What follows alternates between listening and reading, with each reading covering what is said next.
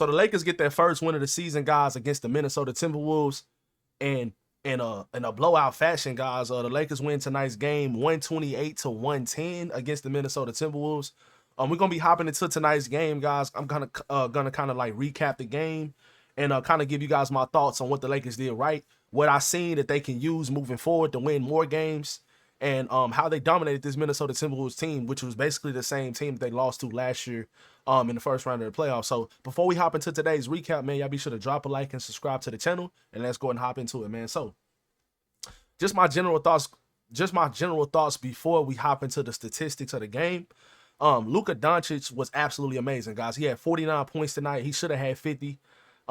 He had 49 points tonight. He was absolutely cooking from the start of the game. At the beginning of the game, the Minnesota Timberwolves were very hot from the field, especially shooting from three. Dante DiVincenzo was knocking down everything. Julius Randle, of course, Anthony Edwards. All three of their primary shooters in their starting lineup were knocking down shots. Julius Randle was amazing. Anthony Edwards had a great night. But Luka Doncic was really keeping the team afloat and keeping the team around in that first quarter, especially because he had like 30 points at halftime. I mean, Luka was absolutely amazing. The Lakers did go into halftime leading. I think they was up by like 6 or 7. And they came back out at third quarter. Third quarter tonight was amazing for the Lakers. And that's been the booger bug for the Lakers the last like year. Where really the third quarter Lakers have been a tale ever since LeBron has been there. Like at times they've had really, really bad third quarters, and like they'll be leading at halftime and then they'll come out in the third quarter and they'll just be absolutely flat. And I'm sorry guys if I sound weird, I'm kind of sick right now. But yeah, man, the third quarter has been bad for the Lakers. But tonight's game, they came out and had 40 points in the third quarter, and they was absolutely amazing in this game. Rui Hachimura had a very good game. Austin Reeves was very, very good. I feel like he was a great facilitator tonight. Tonight was definitely one of Austin's better facilitating games of his career. I mean, especially considering, that LeBron is not playing, like getting everybody involved and hitting open teammates on time, on target. Austin Reeves was great tonight, and he scored the ball well tonight as well. Let's go ahead and hop into the statistics right quick, though, guys. Let me show you guys the stats. Let me move my camera real quick down just a little bit over. There we go. All right. So, yeah, we don't care about Minnesota stats that much, but we do care about the Los Angeles Lakers stats. So, Rui Hachimura tonight, 10 of 13 from the field, 1 or 2 from the free throw line, 2 or 4 from 3. He continues to shoot the ball well from 3 when he's open. He's getting a ton of open shots because of the penetration from Luka and from Austin Reeves. He's getting a ton of open shots, and I'm absolutely loving his ability to shoot the ball when he's wide open, catch and shoot threes. Rui has been a great catch and shoot player since he's joined his team. He continues to do that. Tonight, DeAndre Ayton had a better, what I said in the Lakers versus Wolves preview, my last video. I said that DeAndre Ayton had to outplay Rudy Gobert and take him out this game pretty much because Rudy destroyed the Lakers in the playoffs last season. He destroyed them. He played Jackson Hayes off the court. He was getting double-digit rebounds every game. He was blocking shots. Even that game to eliminate us, he had like almost a 30-20 game. I mean, Rudy Gobert was doing this. DeAndre Ayton didn't do anything special tonight, but at the same time, he was solid. He was very good. He outplayed Rudy Gobert. He played him off the court. He was protecting the rim. He was grabbing rebounds. He was getting offensive rebounds. He was setting better screens tonight as well. He got to his mid-range jump shot a couple times. JJ Redick kind of featured him in a couple plays, which I think that JJ should do more because he's not just a lob thrower. You got to give him the ball against other against mismatches. I think he deserves to get the ball against other mismatches, smaller players, and go to work. But DeAndre Ayton was good tonight. I think that he definitely can be better, but he was good tonight. I like what he did. He was the best big on the floor. Besides Julius Randle, he's not really a big, he's more of a wing.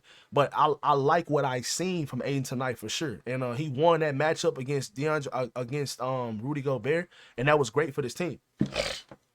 Like I said, guys, Luka Doncic, man.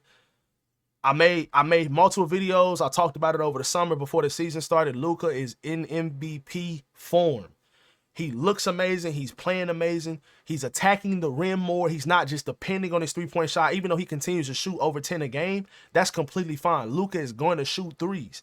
But at the same time, the fact that he is going to the rim and he is capitalizing inside the paint, and he's getting inside the paint and he's kicking the ball out to open shooters. They are moving the ball. They moved the ball very well tonight around the 3-point line. They shot 12 of 29 from three. We'll take that every single night, especially for this team. 41% from three is very, very good. If you can make 12 to 15 threes, I know you might not do that every single night, obviously, but if you can do that, you're going to give yourself a great chance to win. So Luka was amazing tonight, by far the best player on the court. He also had 11 rebounds, which I feel like helped us out during the game as well. Because in the first half, the Timberwolves were killing the Lakers in the second chance points department. They kept getting these tip outs. The ball kept bouncing their way. And they kept getting second chance points. I think they had 18 second chance points in the first half, if I'm not mistaken. They kept talking about how they kept getting, the commentators kept mentioning how they keep getting second chance points. And that's when the game was close. So if you cut those second chance points down in the first half, it's probably not even that close. They had 18 at one point and the Lakers had none. So this was one of those games where Luka Doncic's rebounding really mattered in the second half, because they slowed down those second chance points and he got those defensive rebounds. He had 10 in this game, and I think most of those really came in the second half. Austin Reeves was great tonight. He was good defensively as well. Obviously, nobody's going to guard Anthony Edwards one-on-one. Nobody's going to guard him one-on-one. But when you're in front of him, if you can make him take those step-back contested shots, that's what you want, because Anthony Edwards is a freak athlete. He's one of the better players in the league, and if he's continuously just blowing by you and getting and ones and getting to the rim and building his confidence, that's going to allow him to shoot more jump shots and be able to just be more confident when he shoot those, and that's ultimately he's going to make them, because he's worked on those shots so much since he came into the league. Austin did a very solid job of staying in front of Ant when he did get switched on to him, and I just love everything Austin did tonight. He had 11 assists. He was facilitating the ball very, very well. Him and Luka continues to coexist very, very well. In pick and roll, getting DeAndre Ayton involved, getting wide open shooters involved. So yeah, man, Austin Reeves was great tonight. But let me tell you guys who my player of the game is. Obviously, Luka was amazing, and you guys see the rest of the stats. The bench was solid tonight, especially defensively. But let me tell you guys who my favorite player of tonight's game was. My player of tonight's game was Marcus Smart. Marcus Smart came into the game in the first quarter when he first subbed in, and he changed the whole entire energy of the game. Like I said, Minnesota was getting so many open looks. Well, not even open looks, but they were knocking down a lot of threes. They had their confidence going. They think we about to do the same things to this team that we did last year in the playoffs. Marcus came in the game. He got multiple steals in a row. He got multiple deflections in the first quarter. The energy that he brought, him and Jared Vanderbilt, the energy that they brought because Jackson Hayes didn't play tonight, the energy they brought defensively just changed the whole entire dynamic of the game. And I feel like that kind of gave the Lakers a lot of confidence moving forward from the end of that first quarter all the way up until halftime. I told you guys in my preview for this game, I thought Marcus Smart should have started. Gabe Vincent was solid. He knocked down a three. He was being a pest on defense, but he's just so small. And it's like every single time Anthony Edwards sees Gabe in front of him, he's just thinking like, he can't guard me. He can't stop me. His confidence level just shoot through the roof when he's seeing Gabe Vincent in front of him. And I'm like, I don't know if this is an ego thing. I don't know if he feels like Marcus Smart is not healthy all the way. I don't know what it is, but Marcus should be starting for this team while LeBron is out. And probably even when LeBron comes back, you're going to have a defensive stopper out there on the court. And Marcus Smart is the best one we have, I feel like. Vanderbilt is a great defender on ball, but I still feel like the instincts defensively with his mind, Marcus Smart is just so much smarter than a lot of players on the defensive side of the ball. He knows when to take fouls. He knows when to reach. Now, obviously, sometimes he does foul, but most of the time when he fouls, it's not a dumb foul. You know what I'm saying? So Marcus Smart came in the game tonight. He changed the dynamic of the game, in my opinion, because all of the small little momentum plays that he just gives you. He ripped the ball away from somebody and threw like a perfect pass as he was falling to the ground to I think it was Rui or Austin for a fast break layup. And I'm like, bro, that's the type of stuff we need. Then in the very next play, he got another steal. And as he was going to the ground, he was trying to throw the ball down the court and he lost it. But just those little small things that he brings to this team, it's going to elevate the energy of this team. And like I said, the confidence level of some of these other great guards that he guards, great point guards or shooting guards, the great on-ball players that the other team has offensively, like Anthony Edwards, like Julius Randle. when they see Gabe Vincent in front of them, Gabe is he's not a, I don't think Gabe Vincent is a bad defender, but he's so small. And I think that when other teams, when the other great players see him in front of them, they just think like he can't stop me. He's just too small, and their confidence level just shoots through the roof. And Anthony Edwards, it just seems like Gabe played perfect defense on him multiple times tonight. But he just made the shot over him. And it's just like, what is that? Is it just that Anthony Edwards' confidence is just he can't miss when Gabe is guarding him? But as soon as Marcus Smart came into the game, and obviously Marcus Smart is not going to hold, like, nobody's going to just shut people down. But at the same time, you want to make it tough on them. You want to make them think. And Marcus Smart does that. And I think ultimately, I do think that JJ Redick is going to come to his senses about that. I like JJ as a coach. I don't think JJ Redick is a bad coach. He even tried tonight to bring Dalton Connect into the game so we can be a little bit bigger. Because Jackson Hayes did not play tonight, he even tried to bring Dalton Connect into the game. But as I said over the summer, and as I said in the playoff series last year when we played Minnesota, if Dalton Connect plays in games like this against great guards like Anthony Edwards, they are going to find him in pick and roll, and they are going to attack him over and over again. And what did the Minnesota Timberwolves do? As soon as Dalton Connect touched the floor, they got him in the pick and roll. Anthony Edwards went at him. He got a foul, and he went to the free throw line. JJ Redick did not play Dalton for the rest of the night in meaningful minutes. He got some garbage time minutes once the game was already won by the Lakers.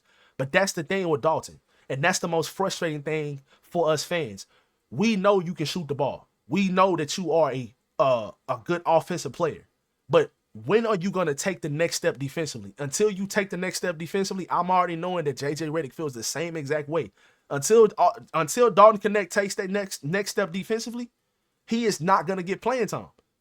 He's not. His value is diminished because he cannot guard the ball. He cannot help. He don't know when to help.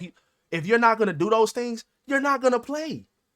And I've said it so many times about Austin Reeves. When he first came into the league, he did the dirty things, the small things, and that's what got him on the court. And look at him now. Until Dalton Connect buys into that, he's not going to get minutes. And I don't blame JJ for not putting him on the court. But one last thing, Jake LaRavia. I love the energy Jake brings on defense. He had a couple possessions tonight where he was excellent defensively. I just think offensively, he got to stop thinking so much. When you catch the ball, shoot it, pump fake, go to the rim, pass to somebody else, or just get off of it. Don't think. It just seems like Jake, even in tonight's game, he continues to think too much when he gets the ball. When he catches the ball, it's like he's thinking, then he makes a move. It's not just like fluid offensively, but defensively, he's there. I love what I'm seeing from Jake defensively. And tonight, I feel like he brought defensive energy as well. Shout out Vando, shout out Marcus Smart, shout out Jake LaRavia. All of the role players, they played good defense tonight. I love what I seen from those guys. You beat a very good Minnesota Timberwolves team, the team that just embarrassed you last year in the playoffs without your second best player, in my opinion. This is a great win by the Lakers. Let me know how you guys feel about this game in the comment section below, man. Hope you guys enjoyed today's video. If y'all do, y'all be sure to drop a like and subscribe to the channel. And I'll catch you guys in the next one, man. Peace.